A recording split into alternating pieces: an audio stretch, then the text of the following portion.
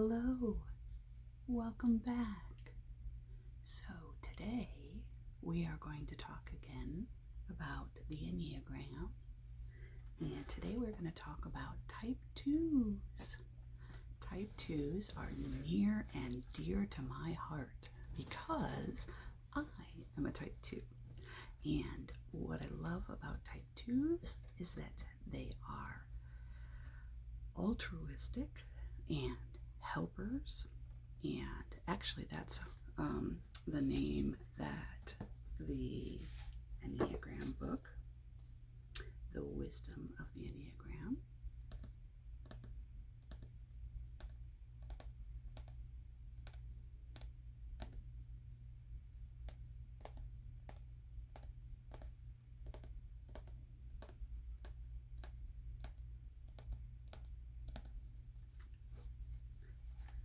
the helper is the name that they give to type 2s.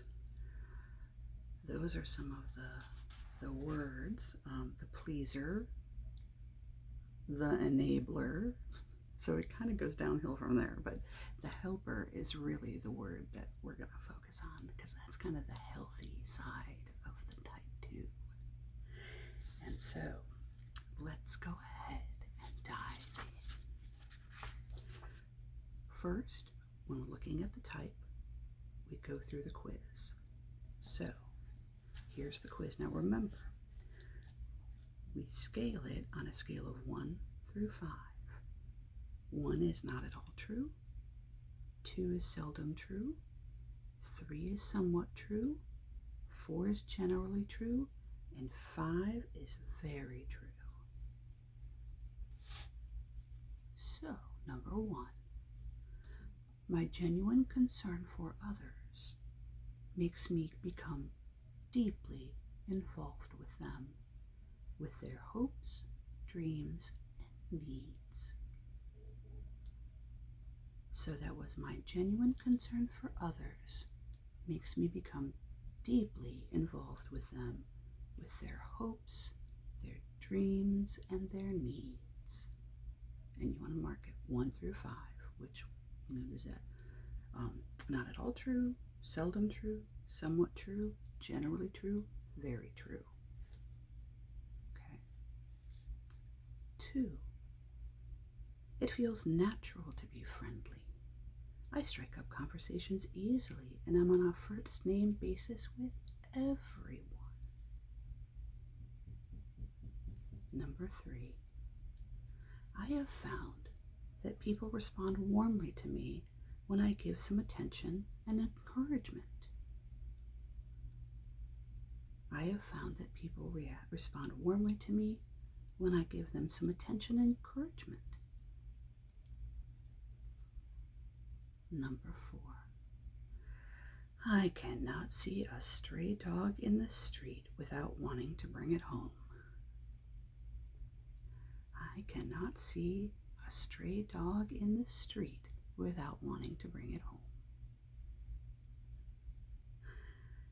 5, I feel good about the fact that I am thoughtful and generous.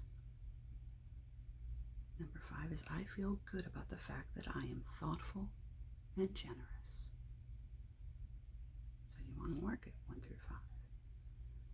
6, it's hard for me to take credit for the many things I've done for people, but it bothers me a lot when they don't seem to notice or care. That one's interesting. It's hard for me to take credit for the many things I've done for people, but it bothers me a lot when they don't seem to notice or care. 7, it is true that I often do more for others than I should. I give away too much and do not think of myself enough. It is true that I often do more for others than I should. I give away too much and do not think of myself enough. It's that feeling of scraping the bottom of the barrel, right? You're always kind of running on empty, always giving, giving, giving. 8, I often find myself trying to win people over, especially if they initially seem indifferent to me. So 8 is, I often find myself trying to win people over, especially if they initially seem indifferent to me. Yeah, so if they seem as though they're not really very interested, you work extra hard to try and win them over. Okay, so mark that 1 to 5. 9. I take special joy in entertaining and hosting my friends and extended family. Extended family is in quotation marks because it sort of suggests that you interpret extended family however you want. So you might have a lot of extended family. Right? So number 9 is, I take special joy in entertaining and hosting my friends and extended family, whatever that means for you. 10. I can be warm and supportive, but there is more steel in me than others might think. I can be warm and supportive, but there is more steel in me than others might think. 11. I am able to express my feelings for people more openly than most. I am able to express my feelings for people more openly than most. 12. I make special efforts to know what's going on with the people I care about.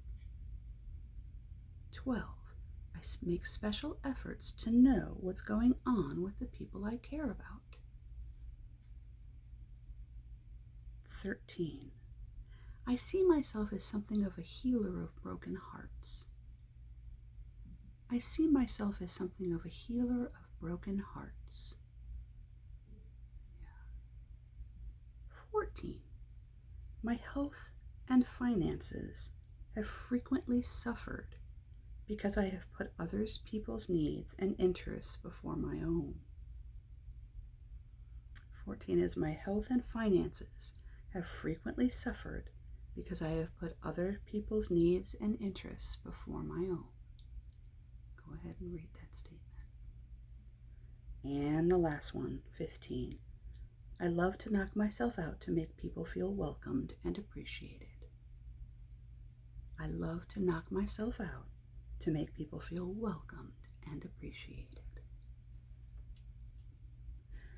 All right, so you're going to go ahead and add up those numbers.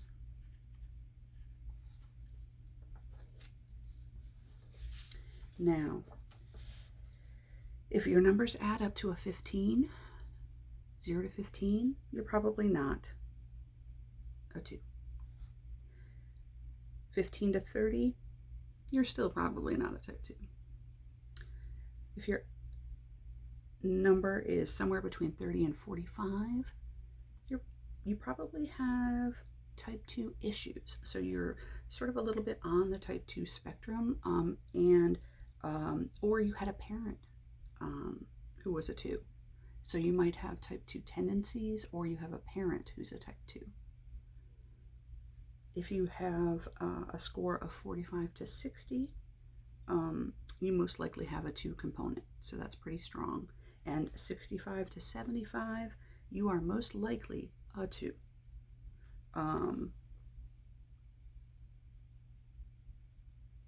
Yeah, so obviously anything higher than a 60 or so is a pretty strong indication that you are indeed a 2.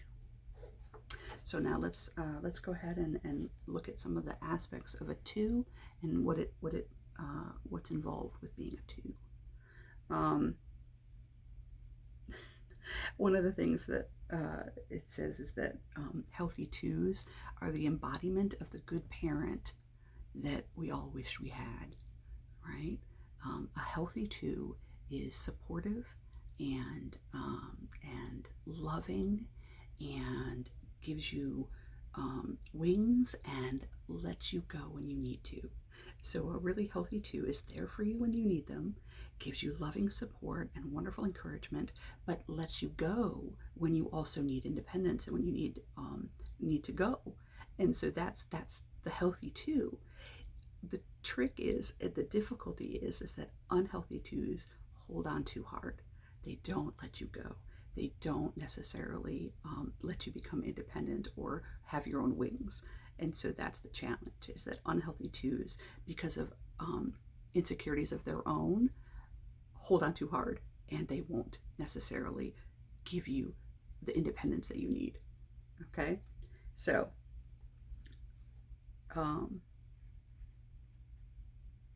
yeah. So, the basic desire of a two is to be loved or to feel loved. The basic fear of a two is being unloved or feeling alone and unwanted. So that's the deep down fear of a two. And the thing that happens most often with twos is that they will feel as though, unless they're doing for others, unless they are helping others, unless they are, being helpful, being compassionate, they aren't worthy of love. And so they're constantly doing, constantly helping, constantly in action for the sake of others, because they don't feel lovable by themselves just because they are who they are. They have to be doing for others. And so they feel worthless without their acts of service. Yeah. And unfortunately, they have fairly high emotional needs, fairly high expectations, and it can be very difficult. It can be, well, first of all, it's impossible for someone else to meet those needs. And so the two is constantly, unhealthy two is constantly turning to others, looking to fill those emotional needs, and it's impossible, right? The two is always looking to other people to make them feel good, to make them feel loved, and it doesn't work that way. The two has to look inside and find enough inside themselves.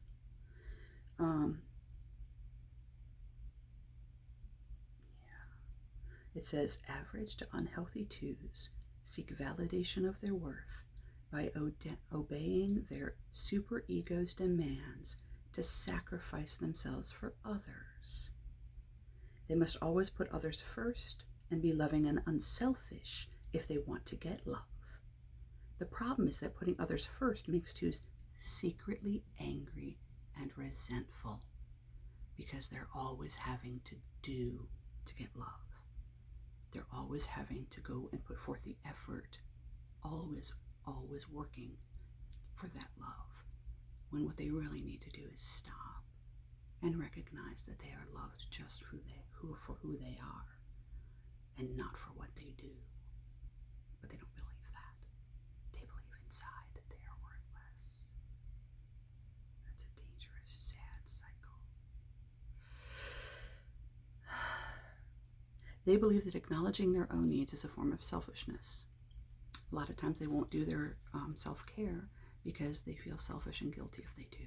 If they plan a trip for just themselves or themselves and their partner, they feel guilty if they don't include the kids. They feel guilty if they spend money on themselves. So they spend time and energy on everyone else. But if the thought of spending money or time on themselves feels selfish, they feel guilty about it, and so they don't do it, which makes the resentment and anger build, right? And so it's this vicious cycle. Yeah. It says twos are trying to fix in others the hurts they are unable to fully acknowledge in themselves. If they're healthy, it says people of this subtype combine warmth with seriousness of purpose as they strive after personal goodness and selfless service. So basically, if they're on a good path, if they're feeling good, if they're feeling healthy about themselves, then they're able to do acts of service in bursts, in short bits and pieces that feel good, that feel positive, and then they're able to do some self-care that helps them feel good about themselves, helps them to feel centered again. They do meditation, they exercise, they take care of their health with food choices that are healthy, and they spend time with their partners, and do things like that. They have hobbies, and so they balance out the self-care with the care of others, so that they feel centered and loved, but also they feel as though they are taking care of themselves. They feel centered and cared for, and they feel as though they are caring for others. And it's all very balanced. And that's the big difference. And once that balance is met, once that the scales are centered, then that helps them to feel as though they can go out into the world and do good without the anger and resentment. Yeah. The problem is that when they're unhealthy, they tend to feel like martyrs, and they tend to martyr themselves. And then that becomes a very vicious cycle. There are a couple of subtypes.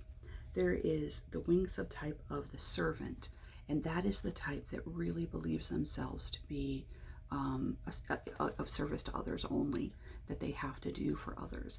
And that the unhealthy part of that is where they become completely tied to helping others. That's the only thing that they feel good about themselves doing, and so they become martyrs. They have to be helping others in order to feel good.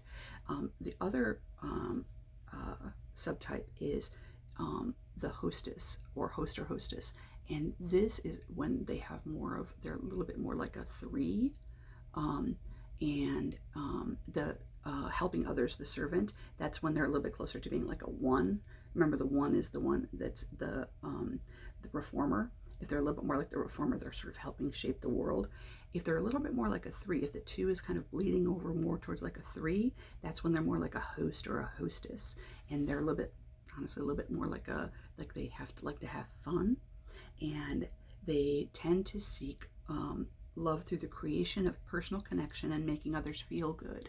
And so they will tend to do things like going out and cooking, entertaining people, singing, sharing themselves through parties, through entertaining, things like that. So the 2 that has more of a 3 subtype will do a lot of entertaining and a lot of reaching out to others, bringing people together, trying to entertain, trying to connect with people, trying to connect others together.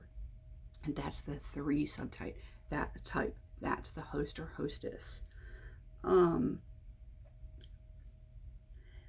of the things that's interesting about the 2 is that they tend to, in terms of self-preservation, they tend to suppress it. They tend to suppress their self-preservation instinct, and they will oftentimes run themselves ragged and run themselves into the ground. And you will often find them burned out. They will run themselves professionally into the ground till they are exhausted. They will often have more than one job.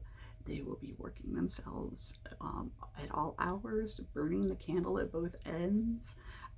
They are taking care of the kids. They are working 2 jobs. They are taking care of the pets and the animals. They are taking care of the household.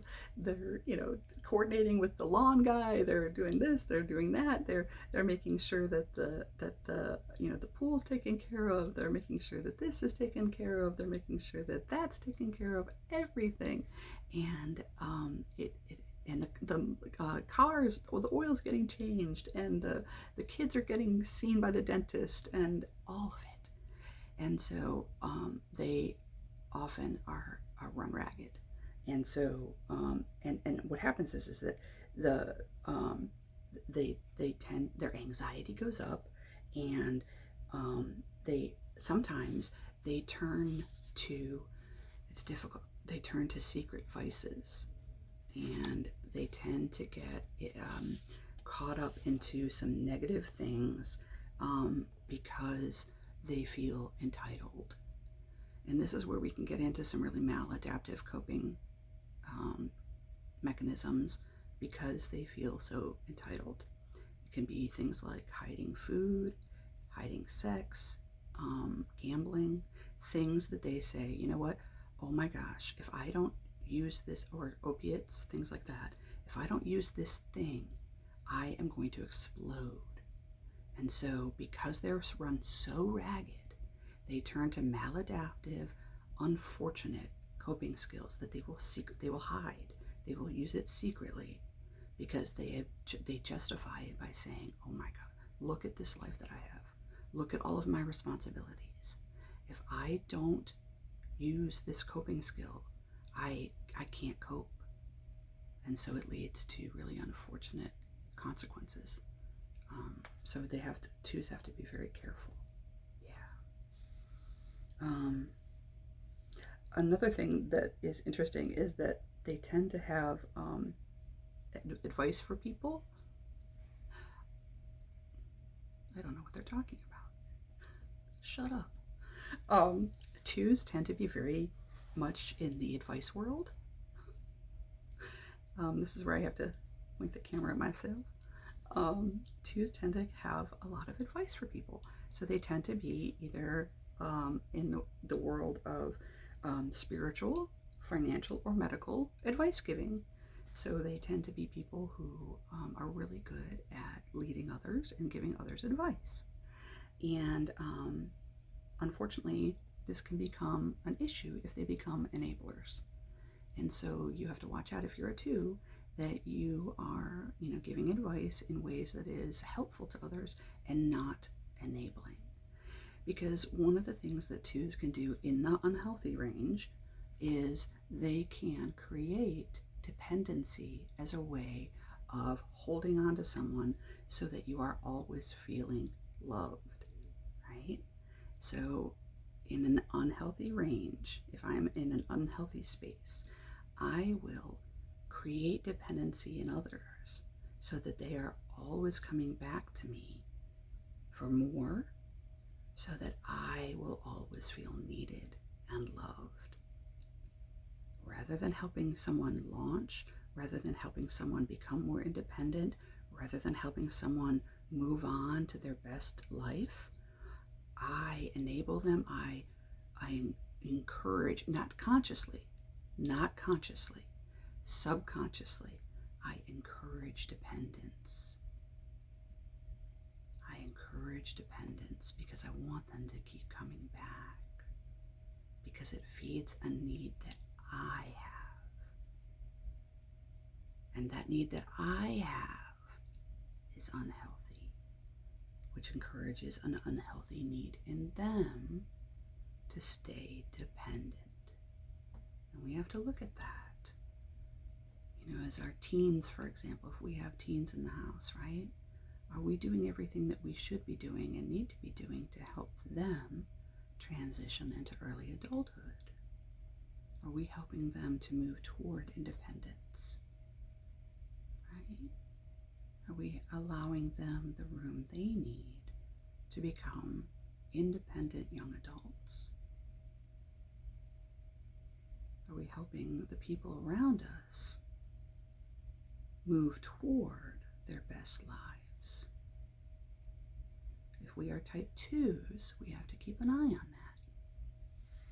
Yeah. In terms of sexuality, if you're a sexual 2, right, if sex is something, if you're a sexual 2, you the book calls you a sexual junkie, and basically it's, if you're using sex as a 2, it means that you are sex becomes something that you're using to make that connection with others, and you are extremely seductive. You focus on giving the other person lots of attention, and you are you tend to pursue the other person with great energy, and you often, it can get a little bit over the top, and so you have to be careful that that the pursuing is part of a fun and exciting adventure, and not something stalkerish and scary, and not something unhealthy. And so you want to make sure that it's part of a kind of push-pull, exciting, fun energy that you're doing together. As you know, a little bit of pursue withdraw can be exciting and fun. Too much pursuing and too much withdrawing is a red flag.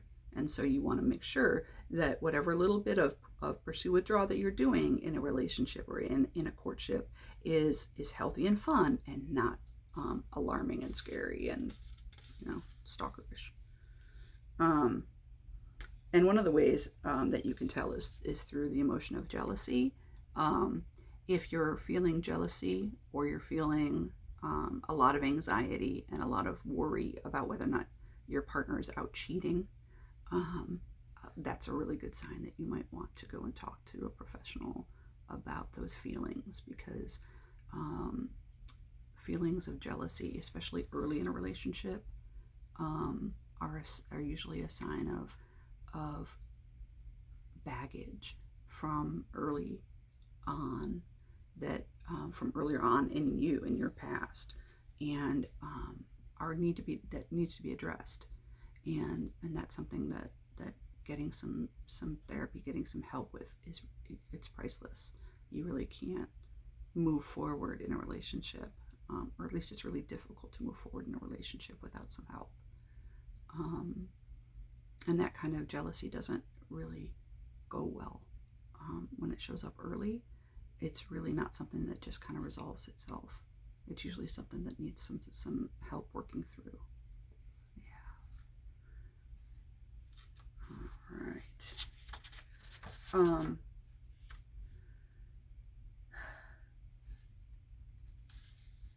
One of the things that happens with twos is that they use gossip as a form of currency. So sometimes twos will use gossip as a way of buying people's friendship, and using information as if it was currency. So you get a piece of information and then use that information to get yourself into groups and cliques and places that you'd like to be. And so you have to be careful about that, because that's dangerous, it's unethical, and it's not very healthy. You want to watch what you're doing and think about it. Am I taking information from one person and using it to get in with another person? Why am I doing that? What am I hoping to gain? And what's the potential cost? And is that the kind of relationship I really want to build?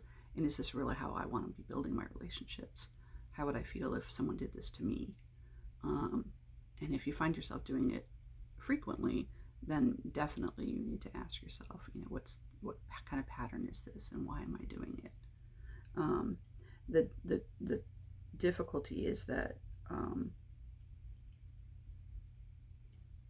you feel as though you don't have much to bring to a friendship without some form of currency like the gossip, and just being yourself isn't enough. And that's what you need to look at. That's what you need to really work on. Yeah. One of the things that twos deal with a lot too is the fact that twos struggle with neediness, and that they tend to collect people who are needy, so that they can feel good about they feel like they've rescued people, and so they tend to collect needy people, and that helps them to feel more affirmed about who they are. And the challenge with that is the fact that needy people can become kind of like a black hole, and you never are completely done with filling up. They can become like an abyss, and so you're always filling up them, filling their holes, and filling up the fact that you know they're always needing, and you're never done. And so you have to stop the cycle. You have to ask yourself, you know, why am I constantly attracted to this kind of person? What could I do that would break this cycle so that I have people of all kinds around me, people who are happy with their lives, people who are okay where they are. And it's okay to have some friends who are struggling. We all struggle at times in our lives. But when you look at your friend group and everyone is, getting out of rehab, or every single one of them is, in the middle of a divorce, or every single one of them is just in the depths of despair, then you have to stop and ask yourself, okay, what's going on here? Why am I drawn to only friends who are in rehab? That's when you have to ask yourself, okay, what's going on? Why am I only drawn to people like this? I need to have friends who are also doing really well and are successful and are happy. And what is it about being with people who are so broken that they can hardly get out of bed that draws me?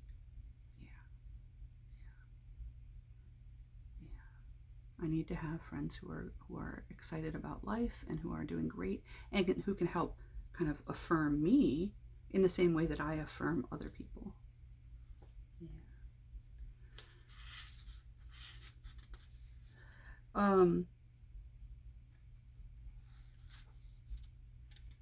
One of the things that can be difficulty for twos is setting boundaries.